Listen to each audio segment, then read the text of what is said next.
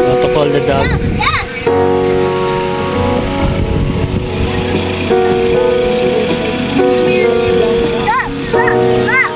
Hey. No, stop.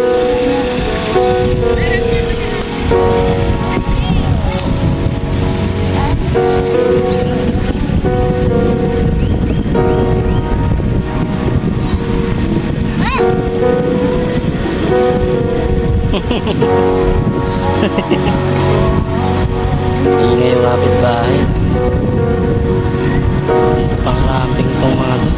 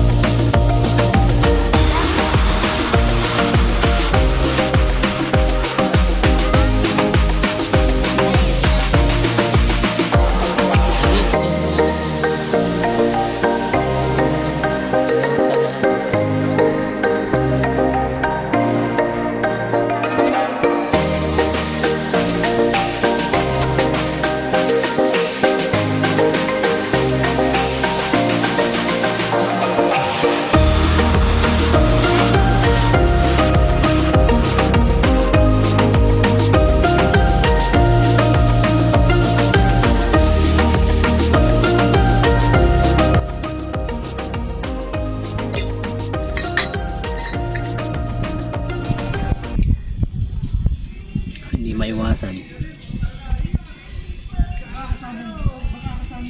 Feeling nila sila lang yung tao dito siguro.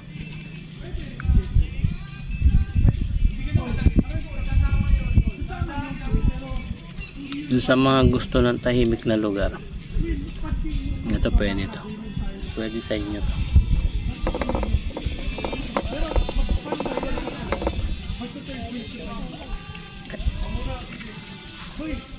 Paano ba to?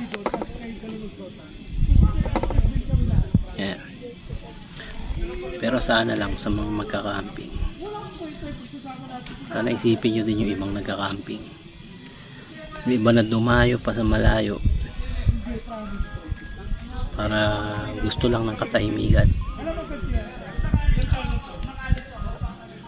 Ayan, ganyan sila. Medyo hindi sila tahimik.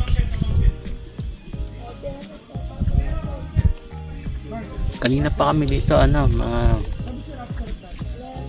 10 AM. Maganda yung lugar. Kaya lang medyo parang malayo na rin yung itsura niya sa mga nakikita ko sa unang vlog. O siguro dahil masyado na maraming taong nagpunta dito.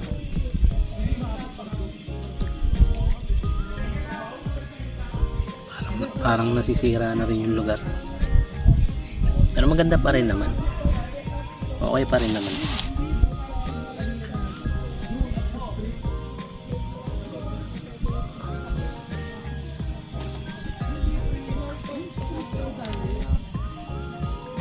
Kakatapos nga lang namin kumain.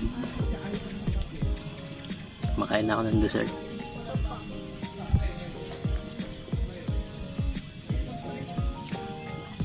Ang ganda dito. Ganda pa din. Tahimik. Ayan o. Tahimik pero may maingay lang.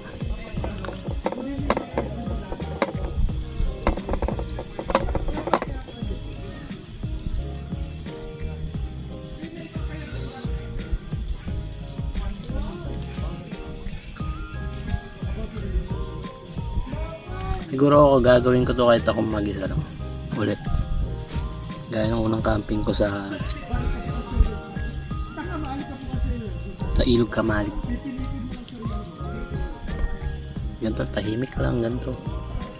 Ngayon kasi kasama ko yung dalawang anak ko. Wala kasi mapag-iwas sa bahay.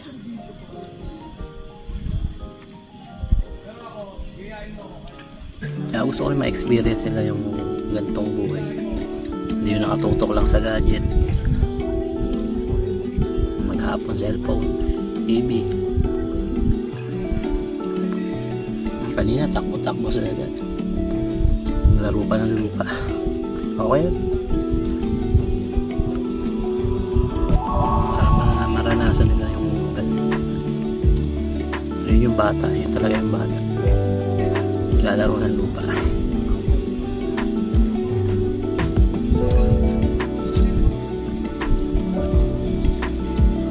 Sarong balikan para ma-experience nila yung na-experience namin.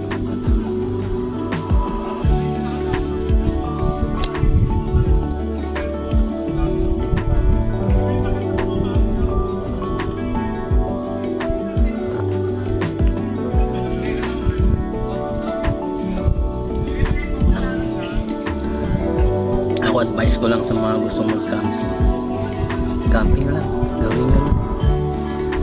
Kailangan nakasama, hindi nyo kailangan umasa na may kasama. Madalas ma-disappoint ka pa. Gawin mo, kaya mo mag-isa, okay yan, safe naman mag-camping.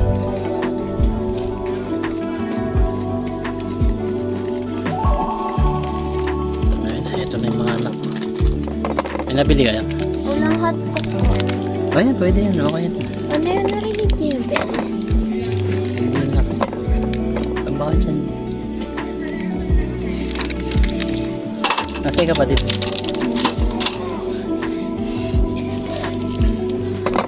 Naksay, mag-hi ka muna. Hello. Sige, mag-ano. Timpla muna sila ng hot choco. Ang painis ng sigmura. Malakas yung hangin dito. Donut yung hot choco. Bigyan ko po. Ha? Hot choco. Donut Si yung Madam. hot choco. Ano siya, palamigin mo. Kumbaga Kakain niya? kalahati lang yung lagay mong mainit, tapos palamigin mo. Kakain Para niya? mainom niya. Oo.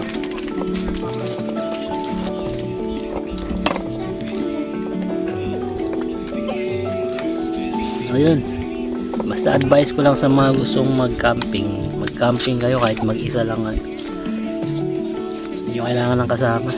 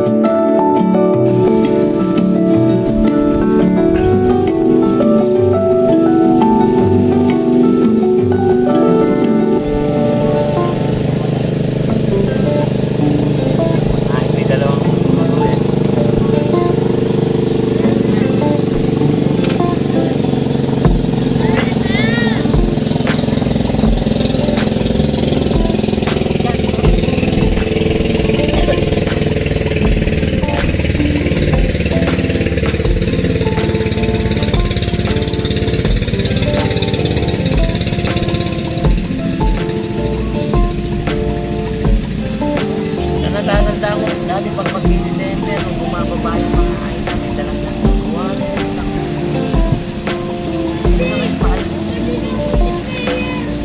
Mahal na kasi asukan eh.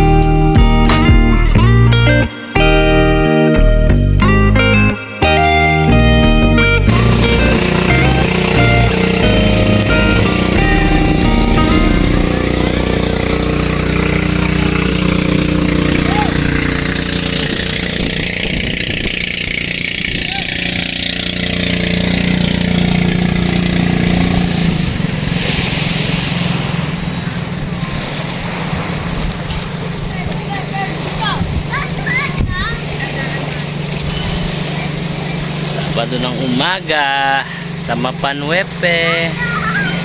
Nandito tayo sa Mapanwepe.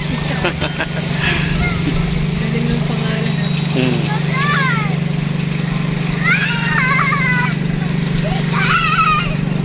Doon natulog pa eh. Oh. Masakrib.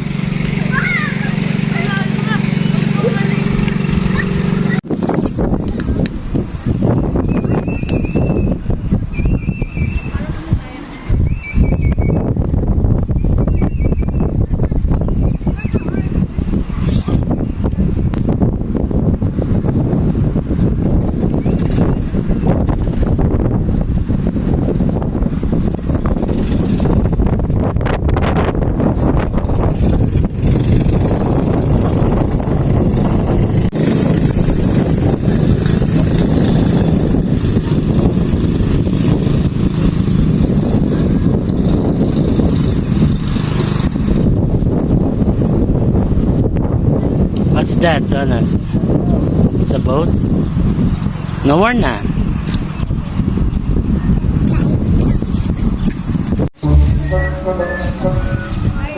Yes! So, tayo na. Yan ang sinasabi ko eh. Yan ang sinasabi ko. Alam mo, ba't hininto mo? Gago ka. Ba't hininto mo?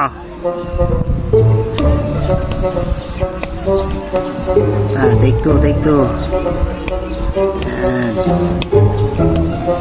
Sa ilalim ng sikat ng araw. Yan, takap mong bubuhin kang hayop ka. Ayun.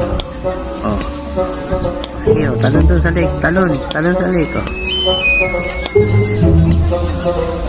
Talon. Tangin na yun. Ilang inaantay ko yung tatalong ka sa lake.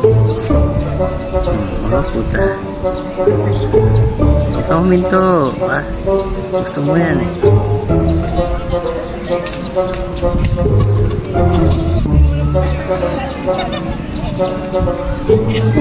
Jadi ko ano mo yung tubo. Yung tubo, may papaluin ako, teka. So yun na nga, no, naka-empake na kami. Ready na umuwi. Nantay na lang namin yung tour guide namin para i-guide kami palabas. Nandito na lang siguro muna. Kita-kits na lang ulit tayo sa susunod na vlog. Kung saan ulit kami kakamping ng anak ko yun. Say bye ate. Bye. Bye bye.